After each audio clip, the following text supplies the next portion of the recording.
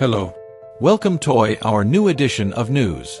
How £100 million Carlos Baleba now feels about leaving Brighton to join Man United. Manchester United continue to eye a move for Brighton midfielder Carlos Baleba, with the Seagull Stars' thoughts of joining the Red Devils clear. Baleba was a strong target for the Red Devils during the summer transfer window, with Ruben Amorim eyeing a move for a natural Casemiro replacement, ahead of his contract expiring next summer. But in the end, the 21-year-old decided to remain at Brighton for the time being, where he was compared to Leicester City legend N'Golo Kante by Adam Virgo when he joined in 2023. For me, he's not a Caicedo, he's not like that at all. For me, he's more like N'Golo Kante. In terms of his power and his pace to get around, he covers so much ground.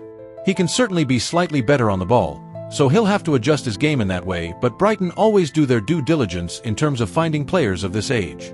He's a typical Brighton signing. Agent of Unbelievable, star in talks with Manchester United as player wants Old Trafford move. Manchester United could make a stunning move to bring in Conor Gallagher to boost their midfield in January.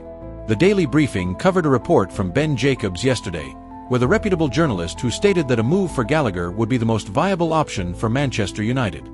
Man United's interest in the player goes back to the summer. Ruben Amorim was keen on signing the Atletico Madrid star on loan, but the move did not materialize as the Spanish side were not willing to let him leave on loan. Two Manchester United players have what it takes to recover from setbacks. In these early stages of the season, the Manchester United squad's mentality is already being put under the microscope. Manchester United are no exception, and within their current squad there are two players who are facing mental challenges which shall be putting them to the test. First is Lisandro Martinez. Little more than a year after suffering a severe foot injury, the Argentine damaged his ACL and has been sidelined since February. He is now back with the United camp as he continues his recovery, and his return to the pitch is expected before the festive period. But managing to navigate past the mental barrier of returning to professional football will be the crucial step in Martinez's recovery. Specialist in psychology at Manchester Metropolitan University, Dr. Martin Turner, who has worked with the FA and Scarlets Rugby, believes the 27-year-old could come back a stronger athlete. Martinez's teammate Bryan Mbeumo is currently negotiating a different type of mental challenge heading out of the international break. Last week, Cameroon lost to DR Congo in World Cup qualifying, meaning Mbeumo's national team will not be competing in the USA, Mexico and Canada next summer. Man Utd's Sesko out for a month with knee injury. Manchester United striker Benjamin Sesko is set to miss about a month with a knee injury he sustained at Tottenham Hotspur just before the international break.